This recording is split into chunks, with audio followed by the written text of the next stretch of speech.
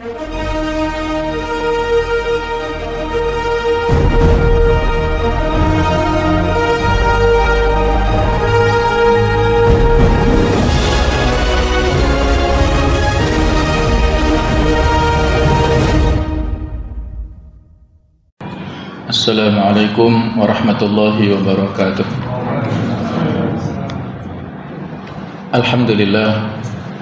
Alhamdulillahi rabbil alamin wal aqibatu lil muttaqin wala udwana illa 'alal zalimin.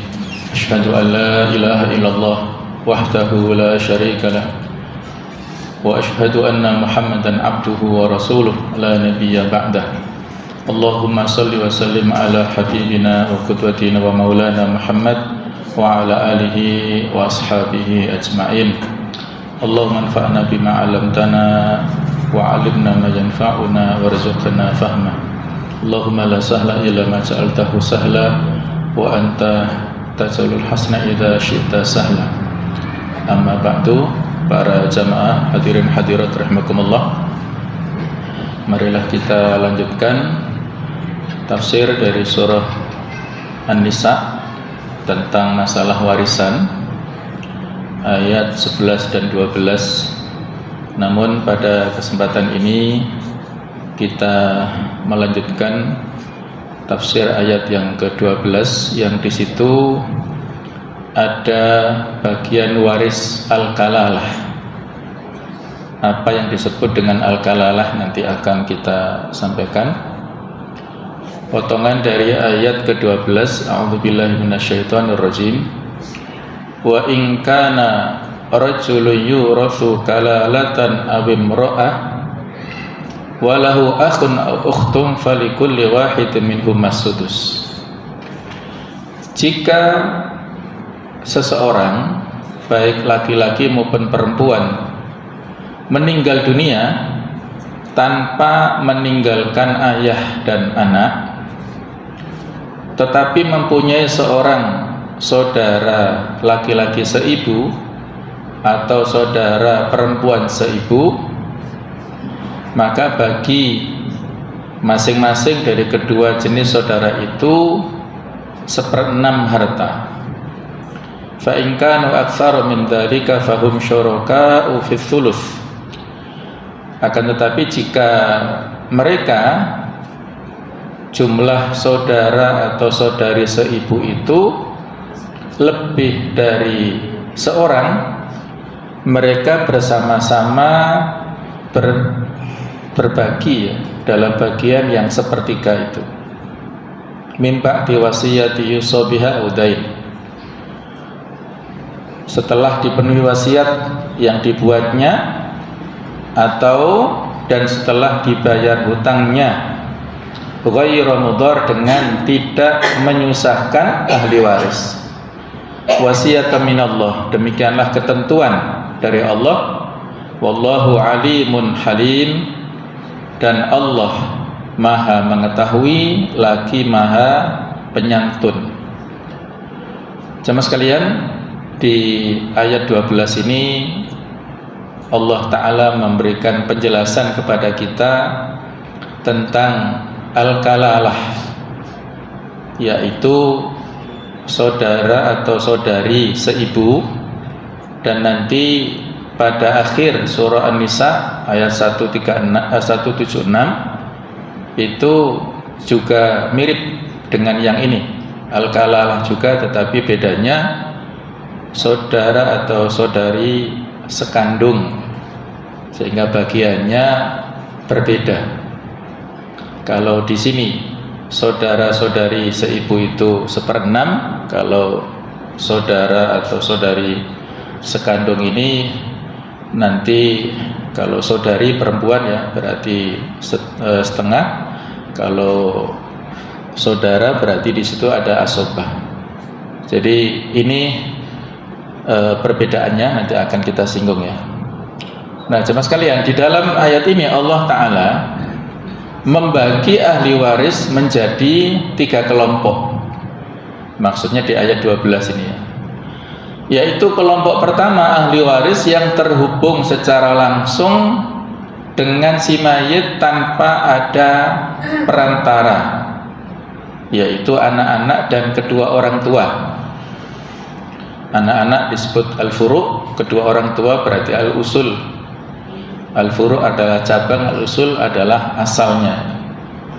Ini ahli waris jenis yang paling dekat dengan si mayit. Kelompok kedua ahli waris yang memiliki hubungan dengan mayit karena pernikahan, yaitu suami atau istri dengan sebab al-musahara atau pernikahan. Sedangkan kelompok yang ketiga adalah ahli waris yang tersambung dengan si mayat dengan adanya perantara atau tidak secara langsung, yaitu ahli waris yang disebut al-kalalah, yaitu ahli waris selain anak dan kedua orang tua. Melihat kuatnya ikatan ahli waris kelompok pertama, maka Allah mendahulukan penjelasannya, yaitu di ayat yang ke-11. Kemudian diikuti penjelasan tentang ahli waris kelompok kedua, baru kemudian kelompok yang ketiga ini. Jadi berdasarkan urutan prioritas atau aulawiyat. Hal ini juga dikarenakan ahli waris kelompok pertama dan kelompok kedua pasti mendapatkan bagian. Hal ini berbeda dengan kelompok ahli waris yang ketiga, karena kelompok yang ketiga ini dalam beberapa kasus tidak mendapatkan bagian sama sekali, atau yang dikenal dengan istilah mahjub. Jadi kalau saudara atau saudari ini menjadi ahli waris sementara mayat ini memiliki anak, maka anak itulah yang bisa menghalangi saudara atau saudari itu mendapatkan warisan. Itu disebut mahjub.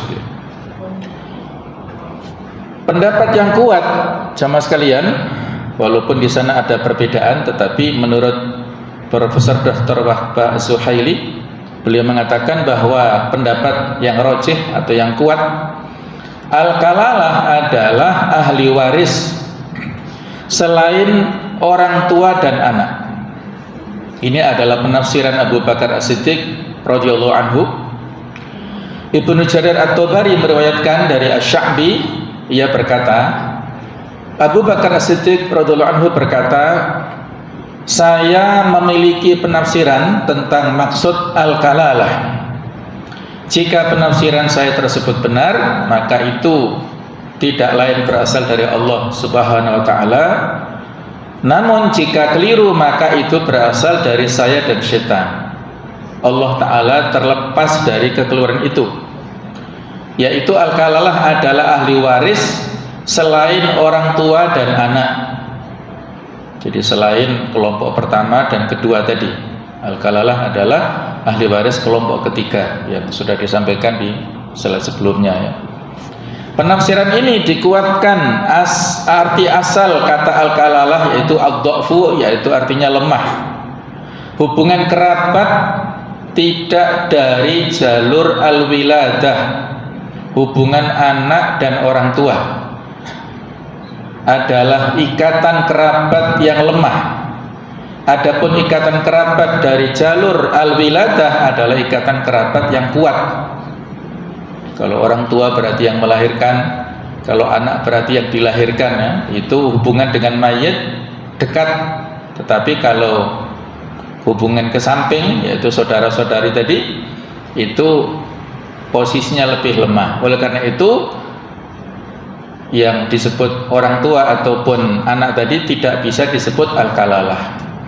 Kemudian di samping itu Allah menetapkan hak waris bagi para saudara, baik laki-laki maupun perempuan, dengan syarat ketika tidak ada ayah. Hal ini berarti bahwa orang tua tidak termasuk ahli waris al-kalalah. Jadi ini memperkuat pendapat Abu Bakar tadi, bahwa al-kalalah itu tidak masuk di dalamnya ayah. Nah, hukum waris al-kalalah berdasarkan nas atau teks adalah sebagai berikut. Saudara laki-laki seibu atau saudara perempuan seibu masing-masing mendapatkan bagian 1/6. Namun jika banyak, maka bagi mereka bagian 1/3 dan dibagi secara sama di antara mereka. Tidak ada perbedaan antara laki-laki maupun perempuan. Semuanya mendapatkan bagian yang sama jumlahnya dari bagian 1/3 tersebut.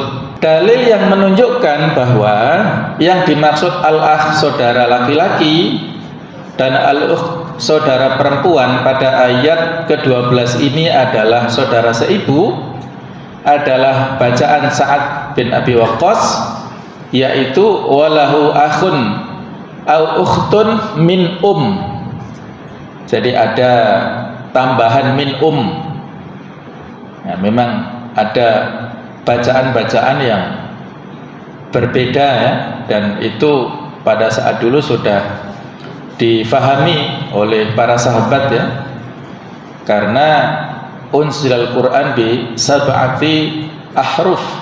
Quran itu diturunkan dengan 7 huruf. Nah, 7 huruf ini para ulama beda pendapat. Ada mengatakan 7 lahjah, ada mengatakan 7 bahasa. Tetap bahasa Arab, tetapi masing-masing kabilah ada perbedaan. Ada 7 kabilah yang menjadi standar saat itu. Yang paling utama adalah kabilah Quraisy. Ada mengatakan 7 qiraah. Nah, masing-masing ini berbeda. Ada seorang sahabat yang membaca surah Al-Furqan didengarkan oleh Umar. Kemudian Umar merasa aneh, kok ayatnya seperti ini, tidak seperti yang diajarkan Rasul kepadaku. Maka Umar dan sahabat ini sama-sama mengadu kepada Rasulullah, dan semuanya dibenarkan. Walaupun ada perbedaan, tetapi semuanya sama Al-Furqannya, tapi yang diajarkan ke masing-masing sahabat ini berbeda. Nah, itulah keunikan ya dari Al-Quran, yang mana ketika kita mendengarkan bacaan asing tertentu, jangan langsung disalahkan ya. Mungkin kita belum tahu bahwa itu adalah qiraat tertentu dari sanad tertentu ya, kita belum sampai ilmunya ke sana. Kita berhusnudzon kalau memang yang membaca ahli di bidangnya. Nah, di sini Sa'ad bin Abi Waqqas membaca ada tambahan min dari seibu. Juga karena bagian, ini alasan yang lainnya, bagian saudara asobah akan dijelaskan di akhir surah ini, yaitu ayat 176 surah An-Nisa ini. Yastaftunaka, mereka minta fatwa kepadamu tentang kalalah. Qulillahu yuftikum fil kalalah, Allah memberi fatwa kepadamu tentang kalalah. Ini mar'un halaka laisa lahu waladun walahu ukhtun falaha nisfu ma tarak. Jika ada seorang mati dan dia tidak mempunyai anak tetapi mempunyai saudara perempuan, maka bagian saudara perempuan itu setengah atau 1/2 dari harta yang ditinggalkannya. Wa huwa yarithuha illam yakul laha walad, dan saudaranya yang laki-laki mewarisi seluruh harta saudara perempuan jika dia tidak mempunyai anak. Fa in kana tafnataini falahuma thulutsani mimma tarak, maka apabila saudara perempuan itu 2 orang, maka bagi keduanya 2/3 dari harta yang ditinggalkan. Wa in kanu ikhwata rijala wa nisaa falidzakari mithlu hadil unsayain. Nah, di sini berbeda ya dengan kasus yang pertama tadi. Jadi di sini diposisikan apabila mereka ahli waris itu terdiri dari saudara-saudara laki-laki dan saudara perempuan, maka bagian seorang saudara laki-laki sama dengan bagian 2 saudara perempuan. Jadi yang ayat 12 tadi berlaku untuk saudara-saudari seibu. Nah, sedangkan untuk saudara-saudari sekandung ini berlaku seperti putra-putri tadi ya. Yaitu sama dengan saudara, sama dengan putra-putri itu ya. Lidzakari mithlu hadil unsayain. Yubayyinullahu lakum an tadillu. Allah menerangkan hukum ini kepada kalian supaya kalian tidak sesat. Wallahu bikulli syai'in alim, dan Allah Maha mengetahui segala sesuatu. Allah Maha tahu, sedangkan pengetahuan kita terbatas, maka kita harus mengikuti petunjuk yang telah ditentukan oleh Allah Ta'ala. Dan sudah pernah kita sampaikan bahwa hukum waris ini termasuk adalah al-muqaddarat, yaitu takaran-takaran, ukuran-ukuran yang sudah ditentukan oleh Allah Ta'ala, dan termasuk dari as-sawabit, perkara-perkara yang tetap, yang tauqifiyah, yang tidak berubah, walaupun mungkin furu'iyahnya ada perbedaan ya di antara ulama-ulama, tapi secara umum prinsip-prinsipnya tidak berubah sampai akhir zaman ya. Sama hukumnya seperti dalam bab ibadah mahdhah, ada sholat yang jumlah rakaatnya tauqifiyah, sudah baku dari dulu sampai akhir zaman, tetap jumlah rakaat masing-masing sholat fardu ini itu dalam kerangka sawabit, perkara-perkara yang tetap, yang tidak berubah sepanjang masa ini. Nah, termasuk dalam bab warisan ini dalam hal as-sawabit, karena dia adalah al-muqaddarat. Sama sekalian, al-akh dan al-ukht yang dimaksud di ayat 176 ini adalah saudara sekandung atau seayah. Kalau ayat 12 tadi saudara seibu ya. Saudara laki-laki mendapatkan seluruh harta peninggalan asobah jika tidak ada ahli waris lainnya. Sedangkan jika ada ahli waris lainnya, maka ia mendapatkan asobah. Juga karena bagian saudara di dalam ayat ini, ayat yang ke-12 adalah sepertiga atau seperenam, sama dengan bagian ibu. Oleh karena itu, bagian ini sudah sesuai jika memang diperuntukkan kepada saudara yang tersambung kepada si mayat melalui jalur ibu, yaitu saudara seibu. Nah, untuk memperjelas ayat yang kita baca di atas, barangkali ini ilustrasinya ya. Jika ada seseorang, si fulan yang meninggal dunia, tidak memiliki ahli waris selain saudara laki-laki seibu, atau ya, bukan dan ya, tapi atau seorang saudari perempuan seibu, sudah dicari-cari, ternyata ahli waris yang lainnya sudah meninggal dunia. Mungkin kemarin seperti kasus pandemi itu ya, sudah orang-orang yang terdekat banyak yang meninggal ya, sudah dicari-cari, yang lain tidak ada yang hidup, yang hidup hanya satu orang ini. Maka pembagian warisnya yaitu saudari seibu, maka di sini mendapat hak waris seperenam. Dan karena seperenam, maka aslul masalahnya 6 AM ya, AM itu adalah aslul masalah. Nah, jadi 6 kali seperenam atau 6 dibagi 6 ya sama dengan 1. Nah, di sini ada istilah rot ya. Rot itu nanti ada penjelasan lebih lanjut ya, antara jumlah hasil dengan aslul masalah lebih kecil. Jadi rotnya menjadi 1. 1 tidak ada yang lain, berarti 1. Maka di sini untuk pembaginya bukan 6 lagi, tapi 1, sehingga sisa harta warisan 5 bagian itu dikembalikan kepada ashabul furud. Ini rumusnya ya. Kalau ada sisa, maka dikembalikan kepada ashabul furud, ahli waris yang mendapatkan warisannya berdasarkan bagian yang sudah tertentu, yaitu faraidnya dari ahli waris, selain atau yang dikecualikan adalah suami istri. Jadi suami istri ini tidak mendapatkan bagian kalau ada sisa. Kalau selain daripada suami istri, maka ini mendapatkan bagian yang tersisa. Ini beda dengan asobah.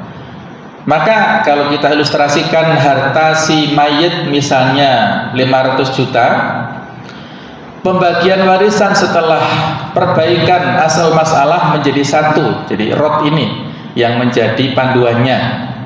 Jadi 1/1 kali 500 juta berarti sama dengan full 500 juta yang kalau awalnya dibagi berdasarkan skema al-faraid tadi ya 1/6 kali 500 juta sama dengan 53 juta ini asalnya, tetapi karena tidak ada ahli waris yang lain maka sisa bagian yang demikian banyak itu dikembalikan lagi kepada ashabul furud, yaitu di sini saudari seibu. Memang sudah rezekinya ya, tidak ada ahli waris yang lainnya, maka dialah yang mewarisi harta yang sekian banyak ini. Nah, itu ilustrasi kalau dia satu orang. Nah, tetapi kalau 2 orang, jadi di sini saudara laki-laki seibu dan saudari perempuan seibu.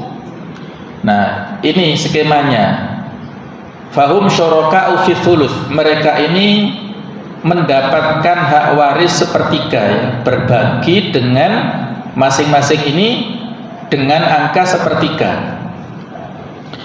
Nah, karena di sini hak warisnya hanya sepertiga, maka aslul masalah, kelipatan persekutuan terkecil yang bisa dibagi oleh sepertiga adalah 3.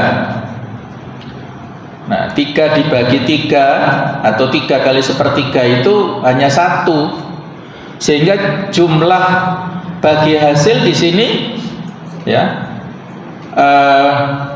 ada salah ketik tadi, seharusnya 1 ya, jadi menjadi 1. Jadi sisa harta warisan 5 dikembalikan kepada ashabul furud dan ahli waris selain ini. Tadi sudah saya save, ternyata nggak ke save ya. Jadi bukan 5 lagi, ini terkopas yang atas ya. Jadi kalau kita kembalikan ke sini ya, pembagian warisan setelah perbaikan aslul masalah menjadi 1 ya, dan pembagian berdasarkan skema rot ini yaitu 1 kali 2, jadi mohon maaf ya, benar ini 2 itu dihitung dari masing-masing ya, antara saudara dan saudari ini. Jadi masing-masing ini setengah kali 500 juta berarti 250 juta, kemudian ada sisa, jadi ada sisa dikembalikan kepada masing-masing sehingga 2 kali lipat pendapatan dari masing-masing saudari ataupun saudara seibu ini. Jadi masing-masing mendapat 250 jutaan ya. Nah, inilah kurang lebih ilustrasi yang bisa kita sampaikan terkait dengan ayat di akhir daripada ayat ke-12. Ada beberapa tambahan penjelasan tentang hukum yang bisa kita ambil hikmahnya, kita petik dari ayat Al-Mirath. Allah Ta'ala berfirman, yusikumullahu fi auladikum, merupakan penjelasan terperinci dari penjelasan secara global pada ayat sebelumnya, yaitu lirijali nasibum dan linnisa'i nasibun.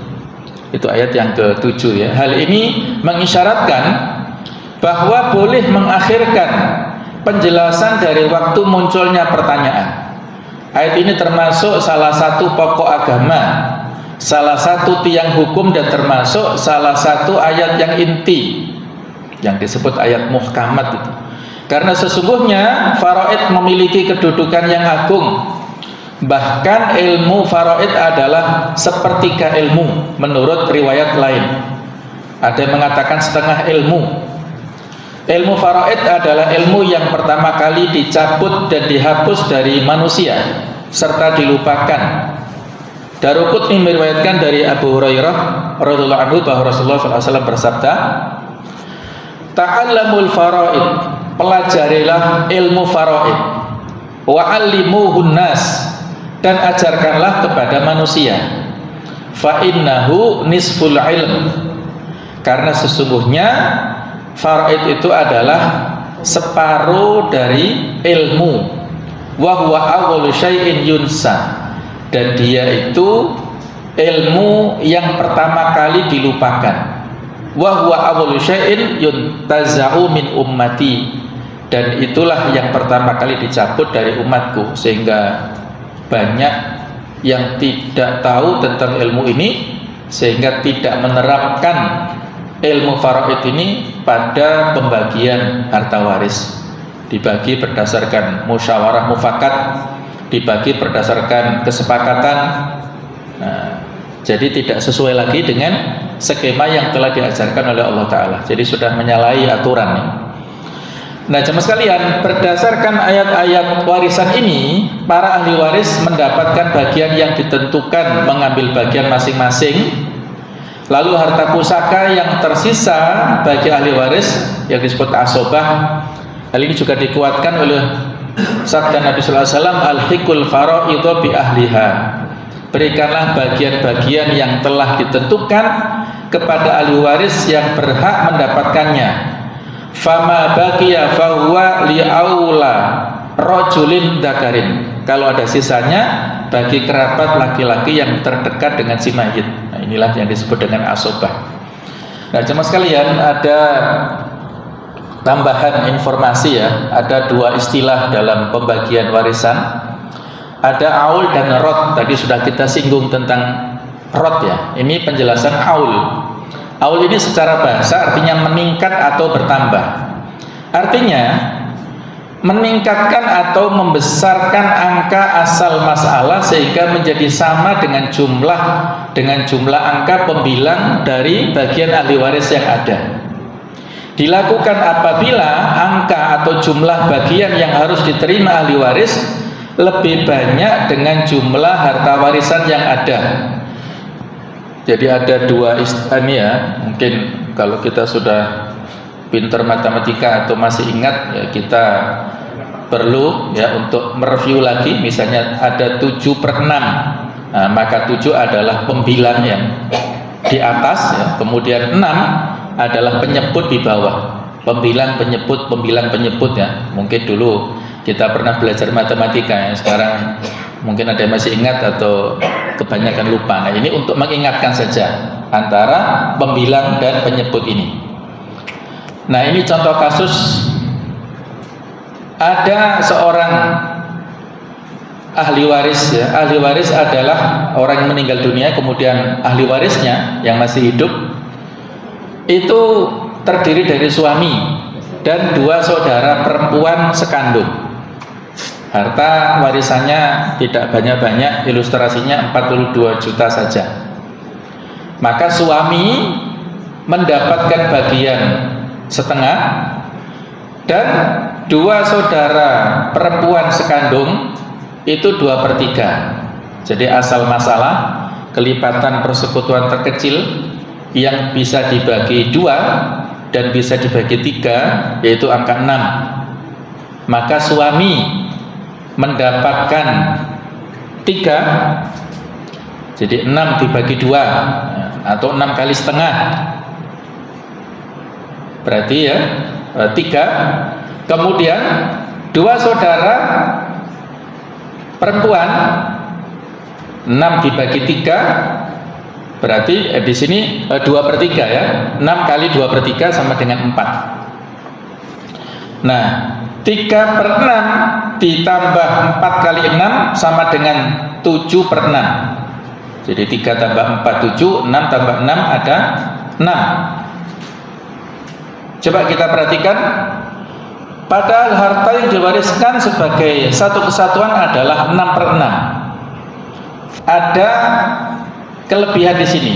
Asal masalah penyebut itu diperbesar menjadi sama dengan pembilang, berubah menjadi 7. Jadi pembengkakan yang sebelumnya asal masalahnya itu 6, setelah dijumlah antara 3 dan 4, 3 bagian suami dan 4 bagian 2 saudara perempuan itu 7. Bisa difahami ya, ini disebut aul, jadi bertambah. Yang asal masalahnya 6 sekarang menjadi 7. Nah, bagaimana tashih atau pemecahan persoalannya? Maka pembilangnya diganti dengan angka yang baru ya, bukan 3/6 lagi tapi 3/7. Kemudian 2 saudara perempuan yaitu 4/7, maka bagian masing-masing suami memperoleh 3/7 kali 42 juta harta warisan tadi 18 juta, sedangkan dua saudara perempuan 4/7 kali 42 sama dengan 24 juta. Inilah cara solusinya ya. Karena kalau kita tetap dalam perhitungan asal masalah 3/6 kali 42 dan 4/6 kali 42 itu nanti angkanya tidak utuh sesuai dengan harta warisan yang dibagi ini. Jadi angkanya maka supaya utuh menggunakan skema aul ini. Ini contoh ya. Berikutnya ada kasus yang pertama, ahli waris suami, dua saudara perempuan sekandung, dua saudara perempuan seibu. Nah, kemudian harta yang ditinggalkan besar 9 miliar. Ini contoh kasus saja ya. Yang tadi hanya 42, ini 9 miliar. Nggak tahu yang tadi ditinggalkan apa ya, kok cuman 42 ya, mungkin harta bergerak ya. Kalau harta yang tidak bergerak saya kira sangat mahal ya. Jadi untuk pembagiannya seperti ini, suami setengah, kemudian dua saudara perempuan sekandung, karena jumlahnya dua ya, maka 2/3. Kemudian dua saudara perempuan seibu, 1/3. Nah kemudian asal masalahnya 6. Sekali lagi, dari mana angka 6 itu? Kelipatan persekutuan terkecil. Angka yang bisa dibagi 2 bisa dibagi 3, ketemulah angka 6 ini. Maka suami setengah kali 6 menjadi 3, jadi atau 6 dibagi 2 ya, gampangnya begitu, menjadi 3. Jadi 3/6. Kemudian dua saudara perempuan sekandung 2/3 menjadi 4/6, dan dua saudara perempuan seibu 1/3 menjadi 2/6. Maka kalau dijumlah bagian masing-masing ada 3 ditambah 4 7 ditambah 2 9. Jadi yang sebelumnya aslul masalah 6, sekarang jumlah total hasil bagian dari 3 jenis ahli waris ini 9. 6 nambah 9, inilah disebut aul ya, lebih dari jumlah harta. Yang jumlah hartanya kan 6 tadi, sehingga angka penyebut diubah menjadi 9 ya. Maka pembagiannya begini ya. Pembagian harta warisan yang sebelumnya suami 3/6 menjadi 3/9. Kali 9 miliar berarti suami mendapat 3 miliar. Kemudian dua saudara perempuan sekandung 4/9 kali 9 yaitu 4 miliar. Kemudian dua saudara perempuan seibu 2/9 kali 9M berarti 2 miliar. Ini dibagi masing-masing ya. Berarti dua saudara perempuan sekandung ini masing-masing 2M. Kemudian dua saudari perempuan seibu ini masing-masing 1M. Jadi ada 4 tambah 2, kemudian tambah 3. 6 ditambah 3 berarti 9 ya. Kalau misalnya tadi kita tidak merubah, maka tidak bisa kita bagi. Yang tadi kalau 3 dari 6 itu tidak kita rubah 3 dari 9, ini menjadi tidak terbagi, sehingga di sini ada pengurangan ya. Yang sebelumnya suami itu setengah, di sini menjadi berkurang menjadi 3/9, jadi seolah-olah menjadi 1/3. Nah, dia berbagi dengan saudaranya yang lainnya. Itu ilmu atau teorinya aul begitu. Nah sedangkan rot ini yang tadi sudah kita ilustrasikan di depan, aplikasi dari ayat ke-12 yang akhir tadi tentang al-kalalah, makna secara bahasa yaitu mengembalikan sisa harta warisan kepada ahli warisnya sesuai dengan bagiannya masing-masing, merupakan kebalikan dari masalah aul, di mana jumlah angka dari semua bagian ahli waris ternyata lebih sedikit dari jumlah harta warisan yang ada. angka jumlah warisan lebih banyak dari jumlah bagian ahli waris. Dan tidak ada ahli waris asobah, sehingga tidak ada yang memperoleh sisa. Jadi tidak ada ahli waris laki-laki. Kalau ada ahli waris laki-laki berarti tidak ada rob ini. Nah contohnya ini, ahli waris seorang anak perempuan dan ibu dan harta sebesar 60 juta. Anak perempuan mendapat setengah, ibu 1/6. Akar masalah 6. 6 ini berarti bisa dibagi 6, bisa dibagi 2 ya. Anak perempuan 6 dibagi 2 sama dengan 3. Kemudian ibu 6/6 berarti 1. Kalau dijumlahkan antara 3 plus 1 tidak sampai 6, hanya 4 saja. Nah inilah rot ya. Jumlah aslul masalah, akar masalah tadi lebih banyak dari jumlah total bagian masing-masing ahli waris. Maka asal masalah penyebut diperkecil menjadi sama dengan pembilang, berubah menjadi 4. Jadi dari 6 menjadi 4. Pemecahannya, solusinya begini. Anak perempuan 3/4, sedangkan ibu menjadi 1/4. Maka bagian masing-masing untuk anak perempuan 3/4 kali 60 juta sama dengan 45 juta, sedangkan ibu jadi dua saudara, kayaknya ada salah ketik di sini ya. Jadi untuk ibu 1/4 berarti di sini 15. Nah, Allahu a'lam. Nah, ini ada salah ketiknya ya. Kemudian contoh yang lain, kasus yang kedua, ahli waris ibu, kemudian saudara seibu dan harta warisan sejumlah 300 juta. Maka jawabannya ibu 1/3, saudara seibu 1/6, harta warisnya 300. Aslul masalah ada 6 yaitu yang angka terkecil ya, KPK-nya dari angka yang bisa dibagi 3 dan dibagi 6. Maka ibu 6 dibagi 3 sama dengan 2. Kemudian saudara seibu 6 dibagi 6 sama dengan 1. Jadi jumlah bagian untuk ibu dan saudara seibu ini 2 plus 1 menjadi 3. Nah aslul masalah kan 6 tadi. Maka sisa harta dari 3/6 dikembalikan dengan cara merubah penyebut menjadi jumlahnya sama dengan pembilangnya, yaitu 3. Maka di sini pemecahannya ibu ya 2/3 sama kali 300 juta sama dengan 200 juta.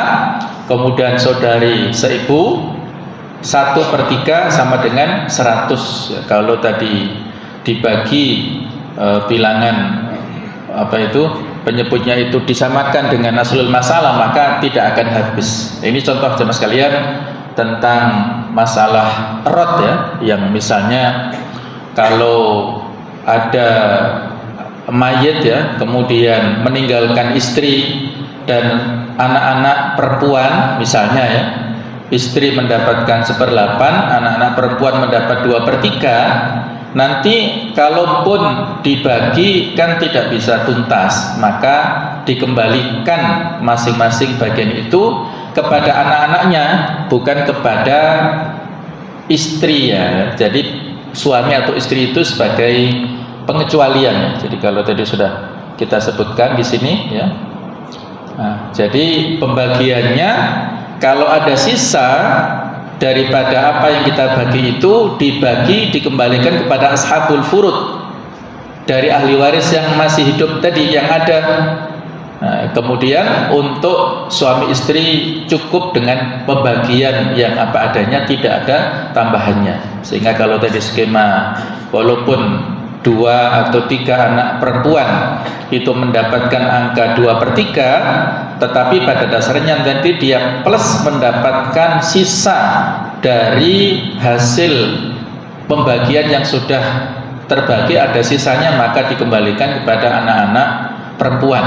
Nah, kalau ada anak laki-laki otomatis harta itu menjadi habis, karena anak laki-laki itulah yang akan mewarisi sisa ya, dia bisa berbagi dengan saudara yang perempuannya itu.